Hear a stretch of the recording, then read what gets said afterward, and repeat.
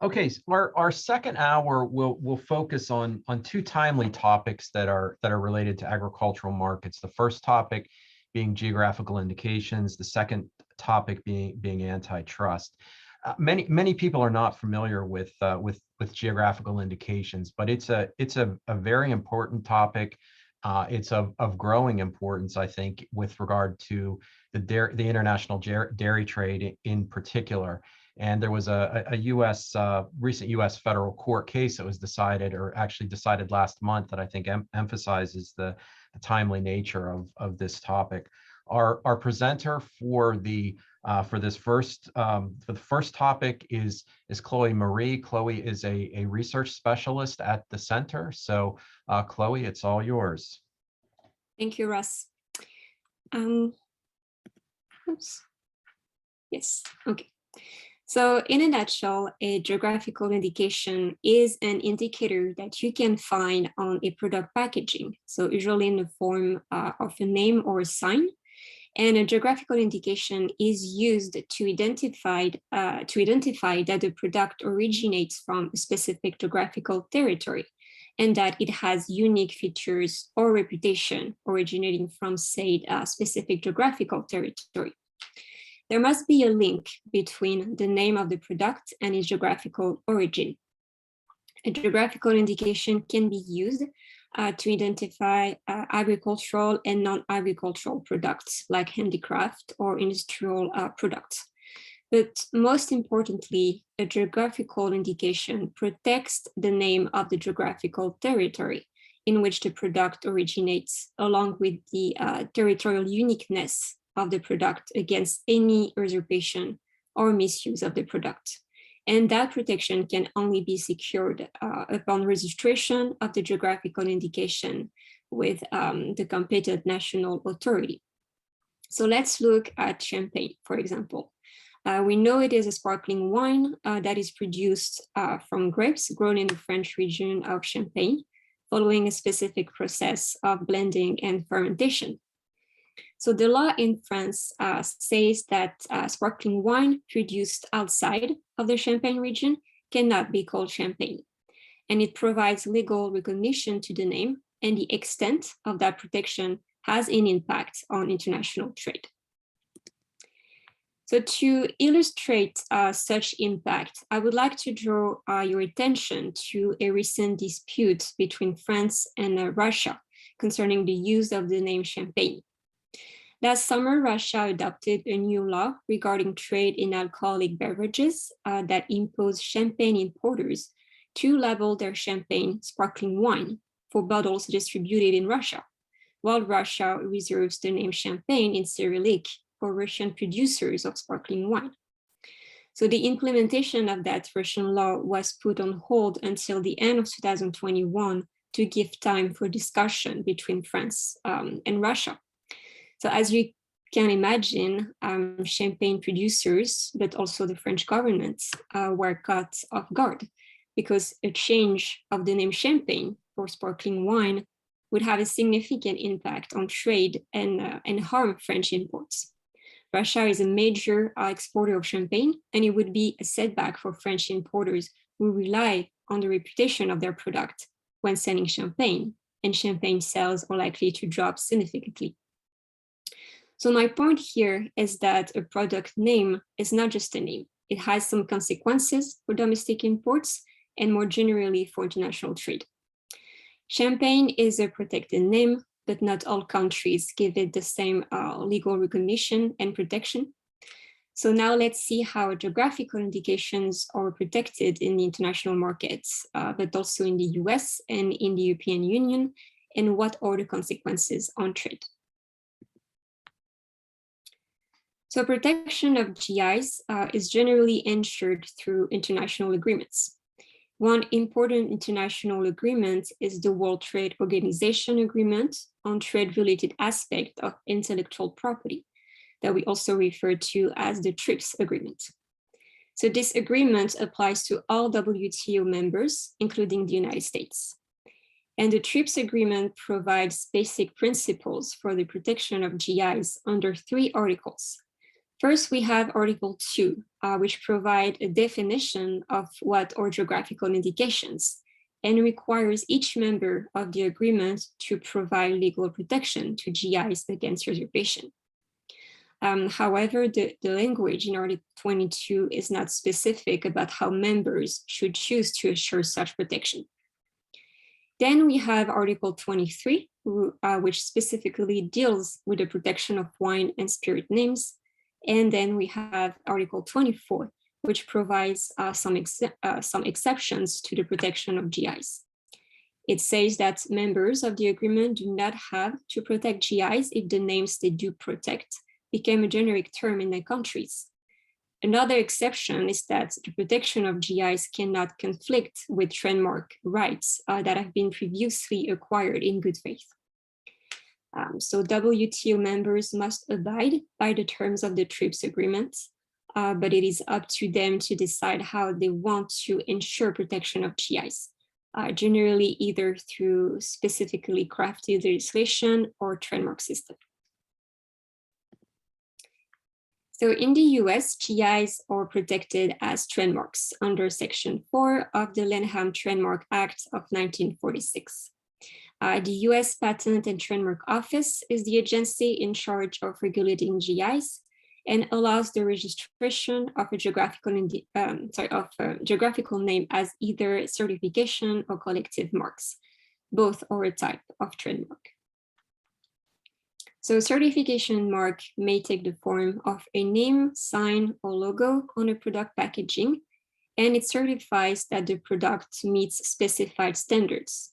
It shows to consumers that a product comes from a specific geographical area and that the product meets certain standards with respect to quality, mode of manufacture, etc.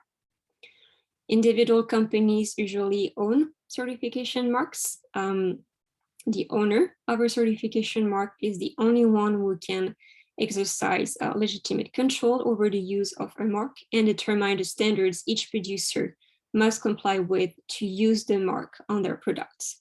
And only authorized users may use the certification mark. So here, as you can see, we have some examples of foreign GIs that are protected as certification marks in the US. And this include French cheese Roquefort, Italian cheese Parmigiano Reggiano, and the mussel wine from Germany. So now a collective mark can take also the form of a sign, logo, word, or group of words. It indicates membership in a collective entity. So for example, a union or an association. And it distinguishes the geographical origin, quality, or manufacturing of a product. It basically serves to differentiate certain products from those of non-members. A collective mark implies that the products supplied by members of a collective entity conform to the specified standards set by the collective entity. Unlike a certification mark, a collective mark cannot be owned by one individual or producer. It must be owned by the collective entity and can only be used for the benefit of its members. The collective group organization does not sell the product itself, but is allowed to advertise the mark and the products that are sold by its members under the mark. So for example, Italian cheese, Pecorino Romano, is a foreign GI that is protected as a collective mark under the US trademark laws. And in case you were wondering, some domestic GI names that were protected under US trademark laws include Idaho potatoes, Vidalia onions, Florida oranges, Washington state apples, and Napa Valley wines. So in the European Union, however, the system differs. The European GI system is more protective than the US trademark system. The main reason is that most of the European member states are part of the Lisbon Agreement and the Geneva Act, which provide a higher level of protection to GIs and is wider in scope than the TRIPS agreements. Unlike the United States, the European Union does not protect GIs through a trademark system, but through specific regulations that have been adopted by the European Parliament and Council, and that have a direct effect on the laws of its 27 member states. So the current European legal framework separates GIs into two categories. We have the first category, that is protected designation of origin, and the second category being protected geographical indication. So a protected designation of origin applies to agricultural products and foodstuff whose quality or characteristic is essentially or exclusively due to a particular geographic environment and its natural and human factors. Every step of the production, processing, and preparation process must take place in the same geographical area. A protected geographical indication also applies to agricultural products and foodstuff whose quality, characteristic, and reputation is essentially attributable to the geographical area, and where at least one of the stages of production, processing, and preparation take place in the area. So the main difference between a PDO and PGI lies in the fact that a PDO is more restrictive because it must be produced, transformed, and prepared in one geographical area, while a PGI can be produced, transformed, or prepared in different areas.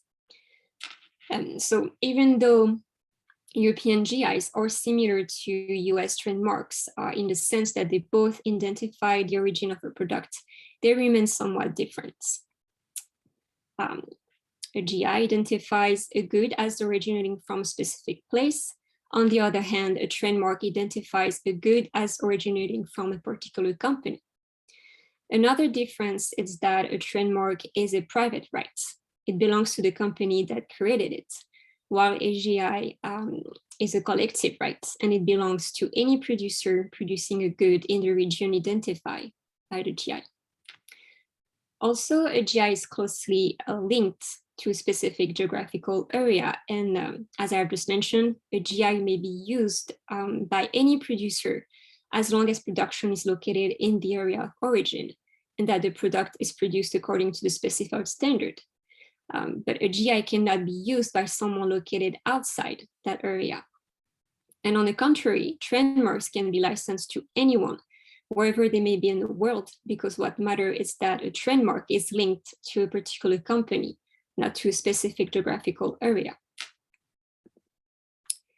So GIs are viewed as being of particular significance throughout the entire European farm-to-fork chain. And in recent years, the US has felt more and more frustrated with the way the European Union decided to protect GIs as their system of protection has a large impact on trade, both in direct trade between the US and the European Union, as well as in trade between the US and other trading partners who also trade with the European Union. So the main reasons why Europe is not letting go of GIs are cultural and economic. The European Commission explained that traditional and high quality products are what European citizens and consumers are looking for, and that there is an increasing demand for agricultural products or foodstuff with specific characteristics, especially those linked to their places of origins. Some even refer to gastro-nationalism when talking about European GIs, and that Europeans are very attached to the preservation of their local traditions in terms of food production, particularly in the current context of globalization. So the European Union also has an economic interest in protecting these local traditions. There is a real advantage for producers to benefit from a system where the name of a product is reserved to certain products that meets specific standards, because it allows for a better price on the market, usually twice the price for a conventional product on average. And the European Union also argued that consumers can benefit from GIs because they receive a guarantee of the origin, quality, and authenticity of a product, and because this guarantee is ensured through controls on production sites and on the market. Finally, they say that GIs can benefit the society in general because their protection helps secure jobs in local areas that are very often remote and maintain economic activities in those rural communities. GIs also encourage sustainable agriculture and can even promote tourism in certain areas. So now if we translate all those benefits into financial terms, the total monetary impact to the European Union is huge. In early 2020, the European Commission reported that the total sale value of GIs was estimated in 2017 at approximately 75 billion euros, so around $80 billion. And that agricultural products and foodstuff represent about 35% of this value. The Commission also reported that the total sale value of GIs has been steadily increasing since 2010, and that the global value of GI increased by 37% from 2010 to 2017, equaling to an amount of 20.2 billion euros. And this increase was mostly due to the registration of new GIs in France and Italy. The report also showed that in 2017, the sales and exports of products bearing GIs to non-European countries represented about 17 billion euros. So now on the other side of the ocean, some called out the European Union for resorting to economic and trade protectionism, therefore creating trade and market barriers, and that the European GI policies are harmful to US food producers and exporters. It is my understanding that the problem does not lie with the fact that the EU and the US have different approaches to regulate and protect GIs, or how they each decide to register or enforce GIs for that matter. The real issue has to do with the scope of protection that is granted to GIs and the fact that the European Union is using GIs to register names that have already entered the public domain and are generic terms according to the US. So what is a generic term? Well, it's a common name referring to the nature or class of a product and must be understood as such by the public.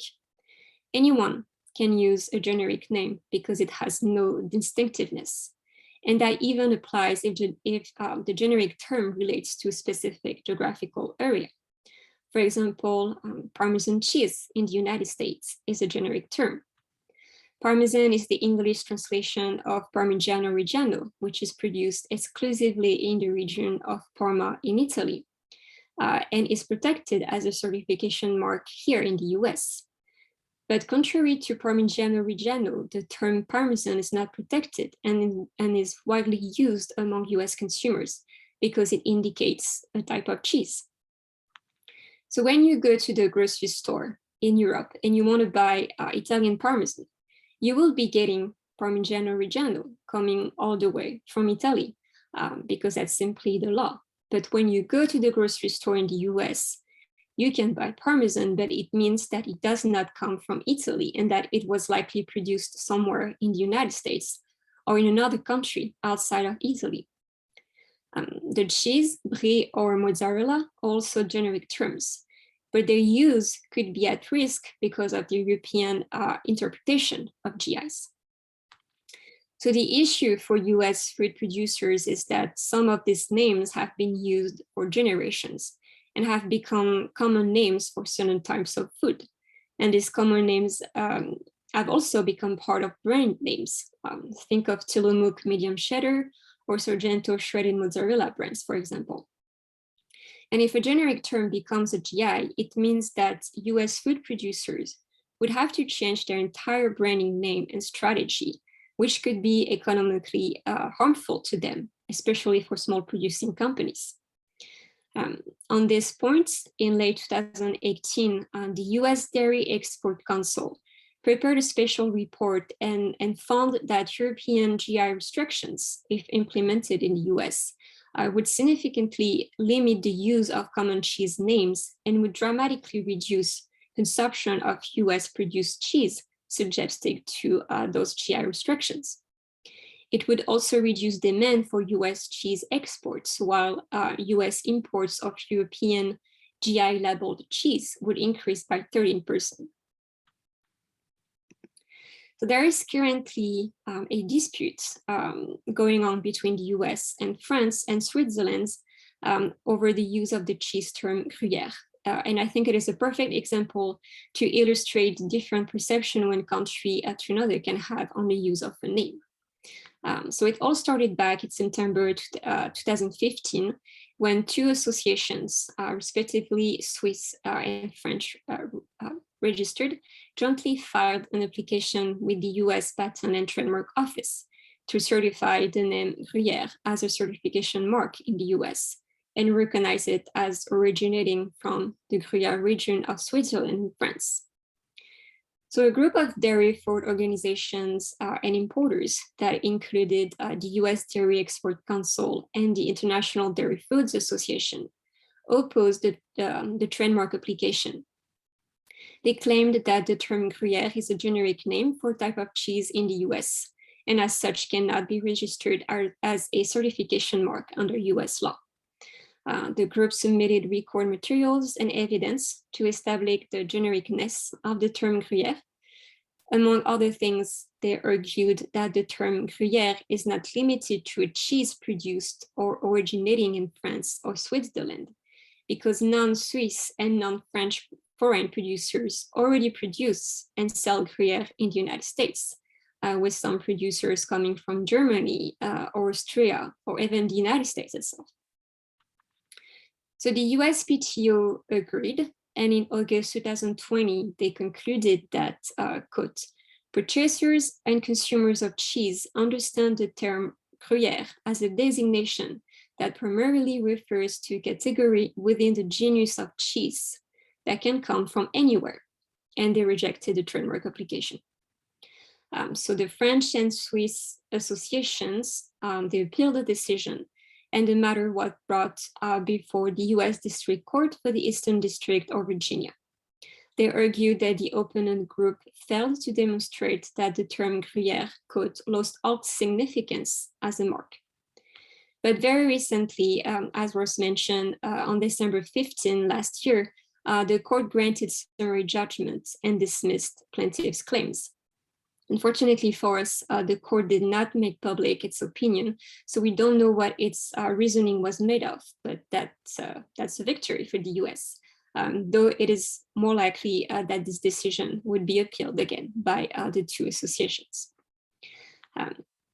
So now before I conclude this presentation and back on the impact of European GIs on US agricultural trade, another major problem for the US is that the European Union is trying to impose its GI system in other countries through bilateral agreements, therefore making it even more complicated for the US when engaging in foreign trade deals.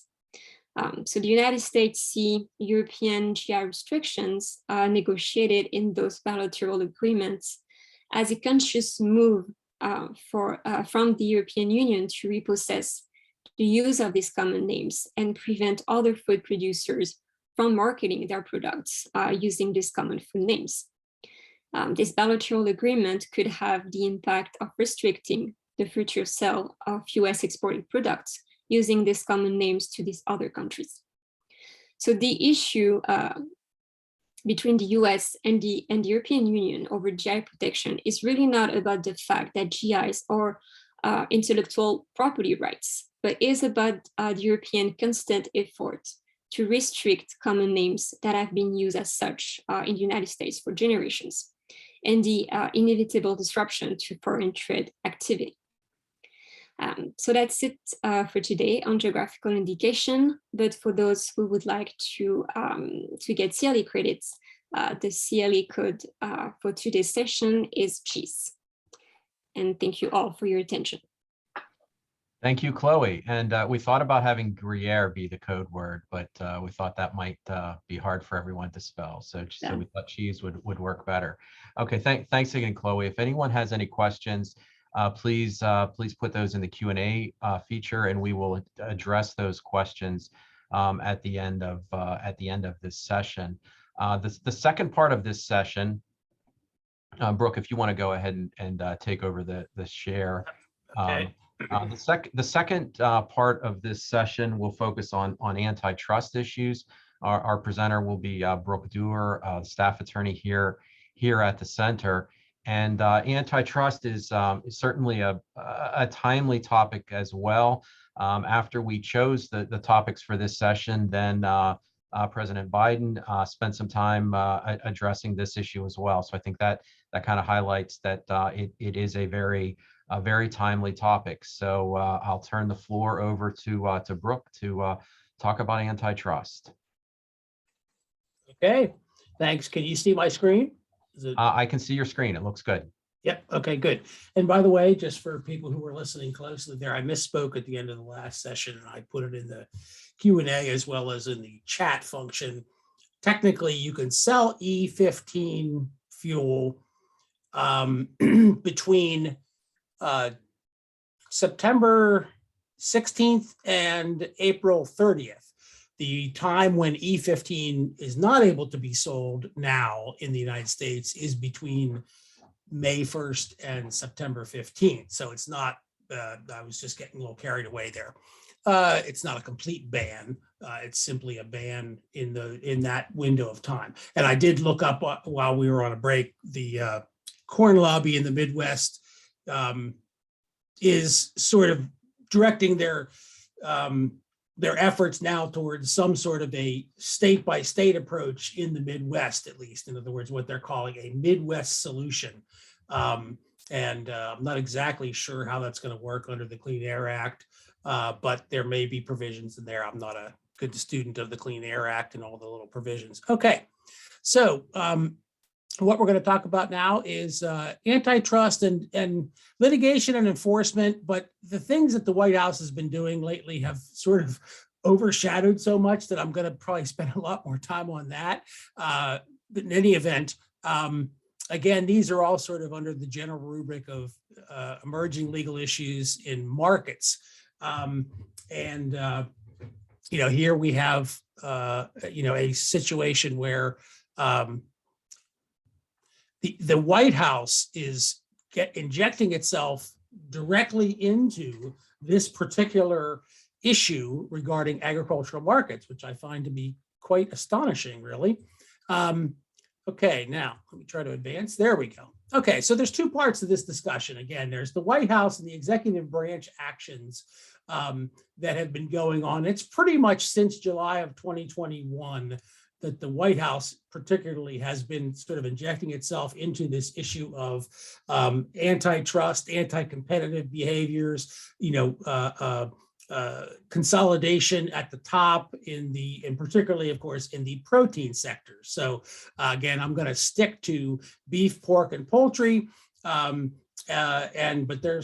there's also, of course, antitrust litigation always going on in dairy and other commodities. But we're going to talk about the White House and this executive branch stuff first, because it's just really taken over the whole dialogue, particularly after what happened last week. So let's go back to July of 2021.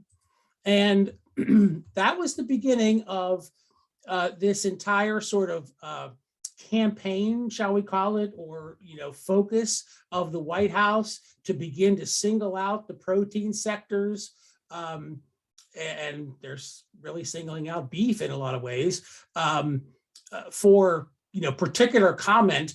And this all started with this executive order on promoting competition in the American economy, which was July of 2021. And we have a document on our website. If you click this link, we have a document that sort of summarizes what that document says in a bit longer form. And then here's a link for the actual executive order itself. It did a bunch of things, and it was sort of a recovery from COVID type of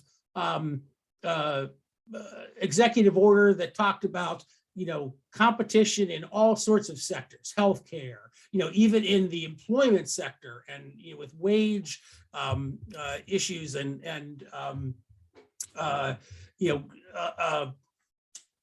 part of getting the economy back on its feet was viewed by the White House and its policy people as something that was going to require directing attention towards anti-competitive, or what it perceived as anti-competitive practices across the economy in all kinds of ways. However, even in July, when this all started, agriculture was singled out very specifically in some very specific ways in this executive order, which pretty amazing that, for example, in this executive order, it directed USDA to essentially go through a rulemaking process to revamp the Packers and Stockyards Act regulations.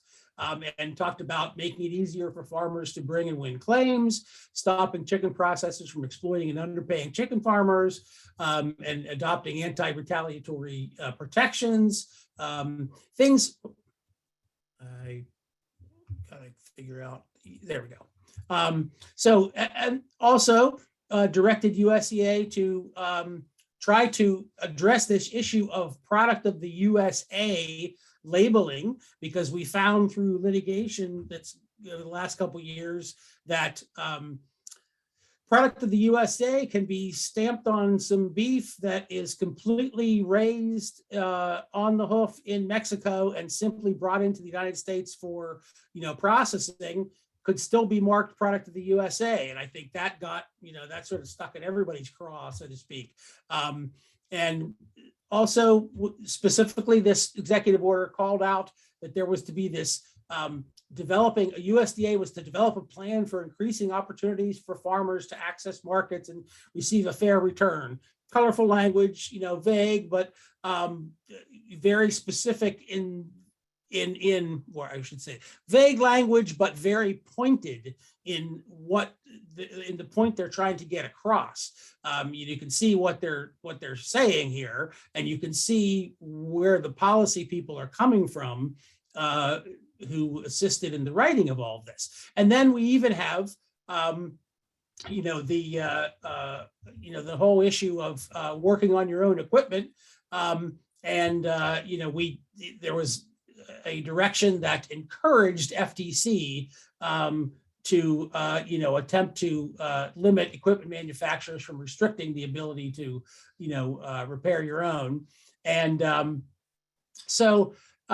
there were three things that were specifically directed to Secretary Vilsack, which was to submit a plan to promote competition in ag industries. Have that tendency to click the cursor too soon. And that was a 180-day plan to, you can see the sort of colorful language, to promote competition in ag industries to support value-added ag, alternative food distribution systems, et cetera. Also a 300-day deadline on in consultation with the FTC to submit a report on the effect of retail concentration and retailers' practices on competition in food industries and enhance access to markets. And then submit a report without a deadline in consultation with the Patent Office and the Department of Commerce about intellectual property issues in seed and other input markets. So pretty amazing that, ag is getting right out there on par with other major industries that the White House is taking interest in from a policy standpoint, particularly a competition fostering and a competition encouraging standpoint. I found this to be, quite amazing that ag had moved up the policy ladder, so to the high rungs here, so to speak. Okay, so that was last July, and you see these things, and does anything ever come of them, or do they get dropped, or do they is it lip service? What exactly is going to transpire here? Well, and by the way, before we go to that, there was a September event, but before I go to that, this is another document that had all sorts of interesting language in it that accompanied the executive order. And there's going going to be more that we'll talk about along these lines. But if you take some time to read some of these things, it's talking about how antitrust enforcement has become lenient, and that the federal government is not doing its traditional job with regard to reviewing mergers, or at least not doing it aggressively enough. Also not pursuing criminal antitrust cases, for various violations. So they were sort of, setting some pretty high expectations of what it was that they were going to change. And that's always dangerous when you're taking on this kind of an agenda. Can you follow through on it or not? And then, you see one of the, the kind of things that keep repeating themselves, to this day, even up to last week at the White House, about, well, there's 4 meat packers that control 80% of their market, and those types of things, which I'm not disputing the factual basis, perhaps, just that it's interesting to hear that coming out of, the essentially the president's, spokesperson in the White House briefing room, not the kind of thing you usually hear about in the White House briefing room. In any event, then we come to September, and now the dialogue gets very pointed.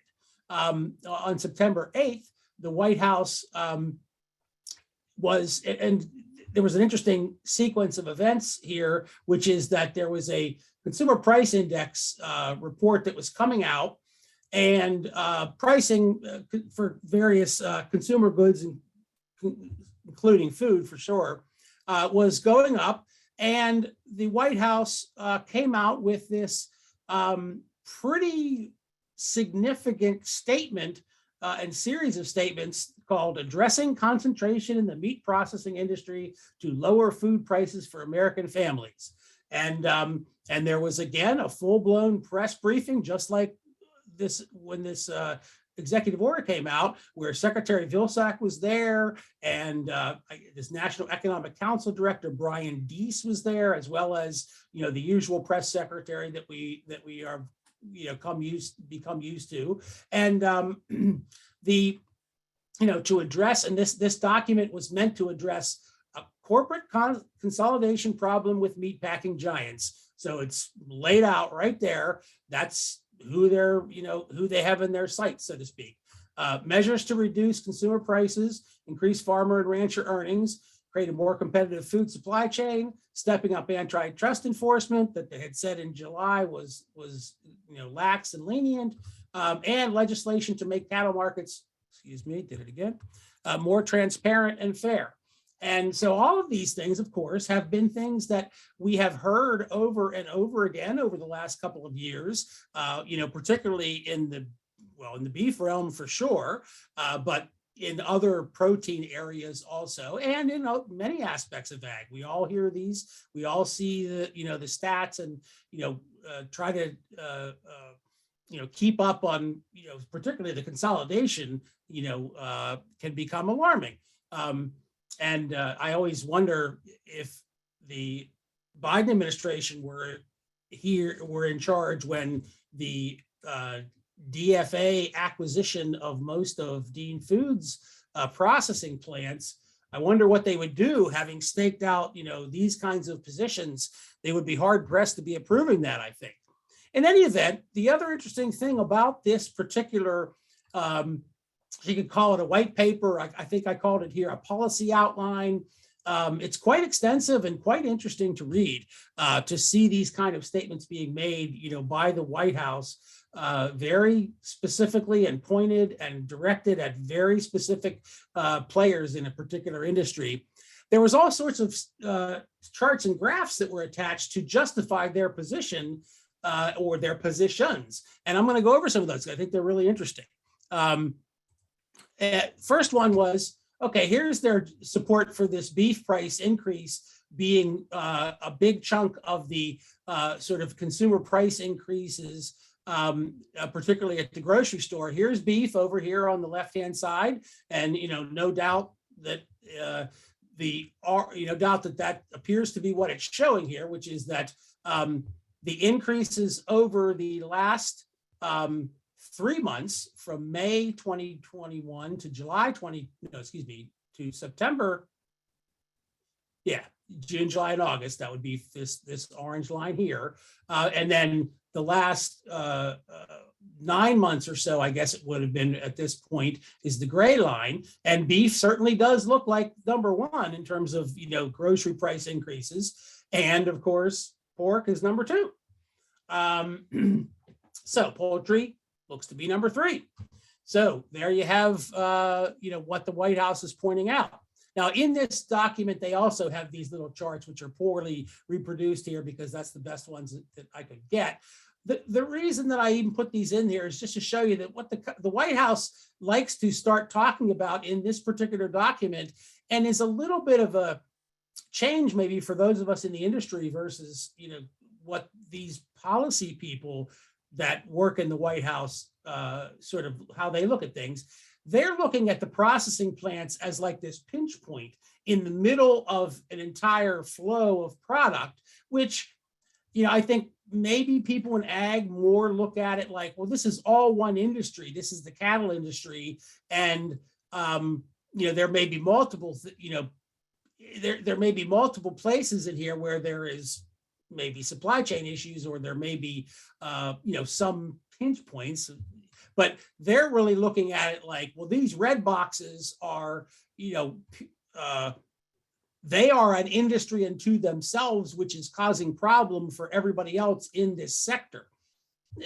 That's my kind of takeaway from what they're trying to illustrate here. It's an interesting way to depict it in any event, and has some merit if you think about, everything has to flow through these plants, and the number of plants or the number of operators of the plants are certainly getting smaller and smaller. Okay, so here's some of the language that's in this document, and this is where I sort of take this to be like, them's fighting words. I mean, there are things being said in this document that are naturally going to produce anger, are naturally going to produce responses of a negative manner. And so there is something going on here. Let's just put it that way. Some of the phraseology here is just amazing. Okay, it talks about that key choke point in, the industry, meaning those red boxes that represent the processors, is highly consolidated and serves as a key choke point. We kind of call the whole sector an industry, but in any event, I see their distinction there. 4 large conglomerates overwhelmingly control meat supply chains, driving down earnings for farmers while driving up prices for consumers. Oops. Well, obviously, the last portion is not going to get universal agreement. The first portion, the facts are the facts in terms of who owns what in the beef or pork or poultry sector. Take a look at this one. There's some statistics here, but when I get into the phrase "them's fighting words," here's where it comes from. That consolidation gives these middlemen the power to squeeze both consumers and farmers and ranchers. There's a long history of these giant meat processors making more and more while families pay more at the grocery store and farmers earn less for their products. The meat processors are generating record profits during the pandemic at the expense of consumers, farmers, and ranchers. And then how about this one? The dynamic of a hyper-consolidated pinch point in the supply chain raises real questions about pandemic profiteering. Now, I don't know about you, but you put words like that in a document, and something tells me you're trying to make a point, obviously, and you're not necessarily attempting to make any friends. So, be that as it may, that's what that now we see exactly where this is headed, and then we saw more of it last week, a little more diplomatically stated. But in any event, other charts and graphs that were used to justify their position back in September. Okay, so here we see, cattle values, that the terrible at doing this, that the producer gets, and then we see the wholesale beef, prices, and this gap's getting bigger, and this, is not going up in any corresponding way. In fact, it was actually going down while the wholesale beef price was going up. So it's no wonder that, this raises questions about what's going on in the beef industry, that, the processors are continuing to, if you want to use the words, rake in the money, and the producers are not. Okay, so here's another little, it strikes me odd that, the White House would be having briefings in the White House briefing room live on television, and, pulling out things like this. Perhaps, the Attorney General's office when they're pursuing something, but, as a general daily briefing in the White House just seems a bit pointed, or, fairly, I don't know, aggressive maybe. Now here we have, a graph talking about, okay, here's the gross profits of, this is a group of, meat processors lumped together. And then you have, the gross margin is, continually going up, and the gross profits are continually going up. And so it's probably the precipitous way in which the blue bars are rising is where the quite alarming part of that little graph comes from.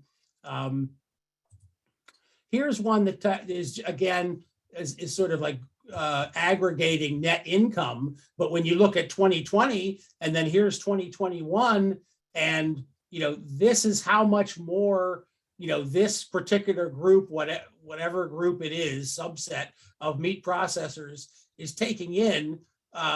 This is how much just their net income increased in 2021, while consumption did not increase in anything like that. In fact, if you look at 2020 versus 2021, consumption's going down.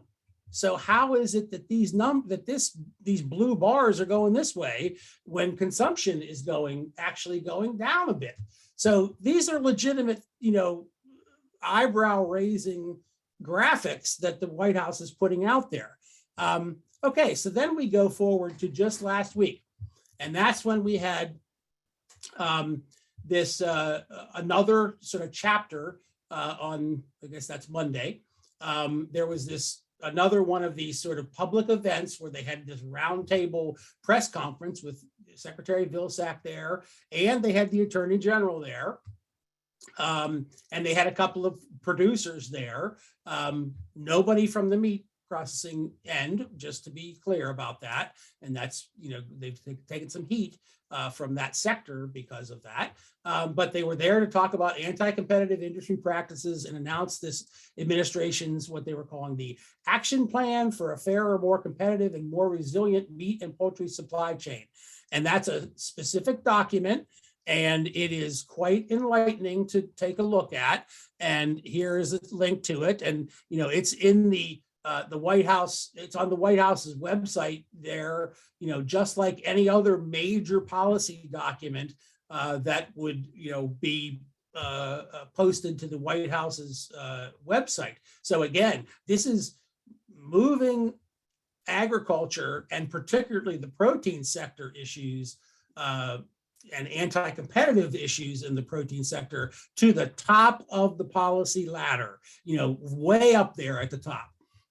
These are the places that we usually see, healthcare being, dealt with, or, financial institutions and, and the money supply. And, this is not something that we're used to talking about, a slaughter plant, or, what is, a pork processor, in these types of environments is not usually who you're talking about. The plan that they're rolling out as of last Monday is this joint initiative between USDA and the Department of Justice to step up various facets of antitrust and anti-competitive enforcement. $1 billion of funding for independent processing facilities. In other words, to try to stimulate many more options at that little pinch point, where the little red box was in those charts. And so you see the reasoning there. We need more, processing. And, current processors say, well, good luck trying to have hire workers, among other things. And new regulations for Packers and Stockyards Act and the Product of the USA labeling, which is long overdue. And increased market transparency through a new market reporting system for particularly the beef industry, but all three proteins were included. And again, more of this, contained in this document is developing this streamlined process, by February 2, very short time, for revamping the Packers and Stockyard Act complaint system, and particularly protecting complainants so that there's not retaliation, et cetera. And so, this is obviously an attempt to have the Department of Justice add law enforcement muscle, let's say, to the image of the USDA and its duties out there, with regard to Packers and Stockyards as one area anyway. So more from this plan that was unveiled last, last Monday. There would be some of that $1 billion that was mentioned in the previous page had been previously announced, but this is sort of dividing it up amongst, how is this money going to be, used and what, for what types of programs. And let me see what else I should probably cover in here. Let me just keep going in the interest of time here. So big funding, infusion, shall we say, and also this, we're going to get tough, much more strident sort of enforcement,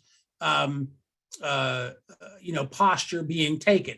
Now, what's the protein sector's response? Well, predictably, North American Meat Exchange or Institute, NAMI, issued a press release that's quite enlightening and worth a read. And they included some charts of their own. This chart basically says that, shows that since 1994, profit margins have varied between the various players in that chart. Remember the chart with the little pinch point in that chart, some people above, some, but that it essentially has all come out in the wash. In other words, that all the sectors have had times where they have been hurting and times when they have been, they've had good margins. And, what does it say? All sectors of the fed cattle market with no one sector benefiting consistently at the expense of another. Okay, I'm not sure if that's what this says, but it does show you if in fact and I assume that the numbers are correct, that it does show you that, everybody has had times, and of course the colors correspond with the different players in the, supply chain, so to speak. Not exactly sure what four-firm concentration means. I think that means, across, I guess it's people that are, breeders as well as feedlots, as well as packers. And I don't know, this says fed steers and heifers. Okay, maybe somebody who knows that a little better can tell me what exactly that's to mean. But in any event, okay, I get their point, which is that now, in fact, they would say to you, well, we're just the black lines. Look at the, the breeders themselves, making out like bandits, in some years here. And so that's their rebuttal. Here's another piece of their rebuttal, which is they're saying that fed cattle prices are rising on their own without government intervention. And they're sort of talking about this line between 2020 and 2021. Fourth quarter 2021, fed cattle prices are the highest in 5 years, does look to be correct. Even as wholesale beef prices have followed seasonal demand and decreased steadily since Labor Day. We don't have that showing on this chart. the end of the traditional annual high demand period. However, we do have something that is interesting and curious, which is, I believe, this is the every year you had a pattern, a very similar pattern here, which prices are dipping at the end of the third quarter or somewhere thereabouts. They're at their low, and that seems to be correct here. And then they climb, but then they would dip again. Now and they would usually dip again in the first quarter, like here. Well, this year, that didn't happen. So there is a statistical issue to be grappled with here in terms of what exactly is going on. Because if you look at this line, you say to yourself, okay, it does look like prices of cattle on the hoof, or fed cattle, ready to be transported to the plant, are in fact continuing to climb.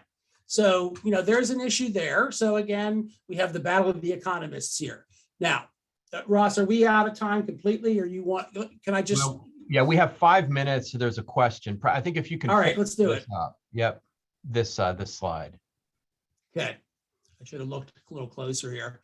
And by the way, which is it in the Q&A or the chat? It's in the Q&A. I can right. Go ahead and read it too. If you can finish up this slide. All right, I'll just, okay, go ahead. This slide is the response from American Farm Bureau Federation. Interesting that we have in this sort of street fight that's starting to develop here, many of these beef trade groups have a little conflict because they have processor members as well as producer members. And that's what's tearing apart some of the beef trade groups right now. I believe, if I'm not mistaken, the JBS has actually been booted out of or resigned from one of the major groups. But Farm Bureau is essentially lining itself up with the administration, not wholeheartedly embracing the idea that we got a target on the meat processors' backs, but embracing the elements of what the Biden administration is talking about. So, okay, let's go to the question. Okay, interested on any additional thoughts you see on the timing of the executive order coming out now versus where it was already an issue the past couple of years. From my view, we have seen a fair number of new beef processing facilities being built or remodeled to reopen by cooperative of farmers. Any knowledge if those who are already doing this will be granted money towards funding already invested or set for only new going forward? That I don't know. Yeah, that's a good question. I think that's going to remain to be seen when they flesh out these sort of the funding availability and what are the parameters going to be.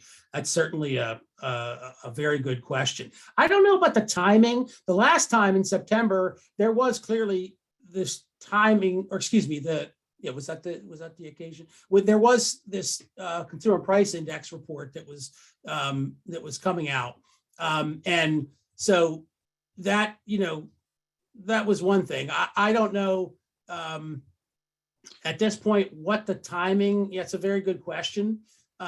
It may have to do with lots of balls to be juggled here, like dealing with some of the funding that has to be spent from the various appropriations that we've been through post-COVID, like the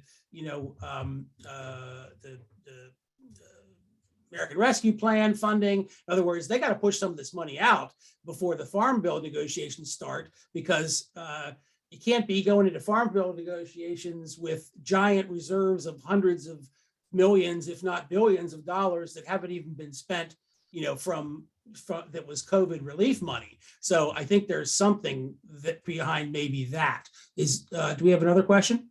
Yeah, the question is, of all the legal issues, any that are the most significant for PA farmers and producers?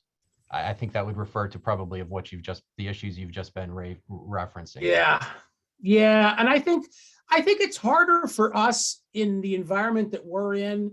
And I'm newer, of course. When I was at the Department of Ag, I didn't bury myself in these issues like I do now. But where we live and the beef, the model of the beef industry as we see it is so different than the Western states that it's hard to know when Secretary Vilsack is, responding in certain ways to things, you know who is providing a lot of the information, and which is, it's based upon Western, producers and Western ranchers and Western beef interests, and that's a different world than what we live in. So it's hard sometimes, I think, for us in Pennsylvania to quite. And again, I'm sure the beef people, know full well and have their own take on it. It's harder to put, to see exactly what's happening to the Western beef, producers. But I trust that the things that are being said are completely accurate in terms of not getting the return that they should be getting under the circumstances.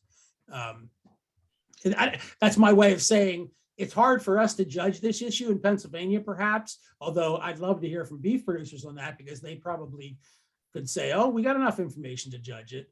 But in any event, it's a different, and the numbers are pretty staggering in terms of the loss. The numbers, I don't have them off the top of my head, but the numbers of, straight up, beef producers from the West that have essentially gone under and discontinued business. It's kind of like it's similar to the dairy problems that we have. They're seriously having troubles.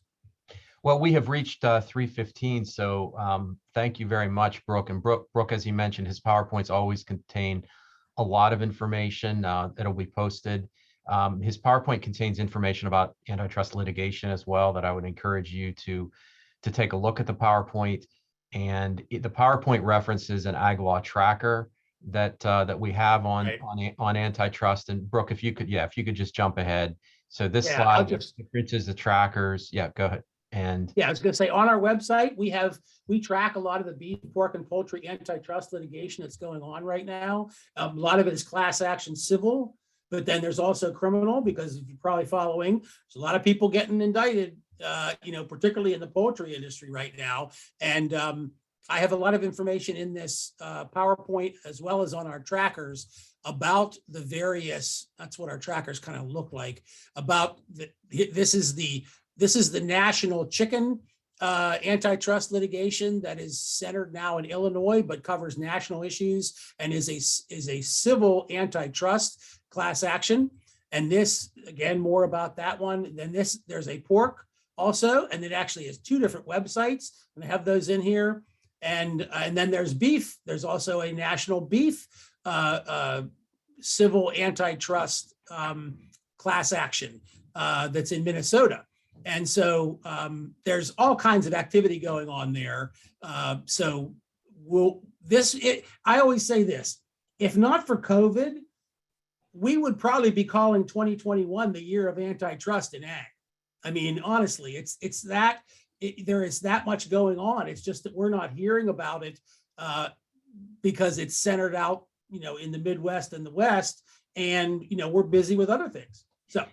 Yeah, and the link to the tracker is also in the chat box as well. So I thank everyone for attending, and we will see you all hopefully on Thursday at 1 o'clock. And please tell anyone else that you think may appreciate the program that they can still register to attend on Thursday. So see you all on Thursday afternoon. Thank you.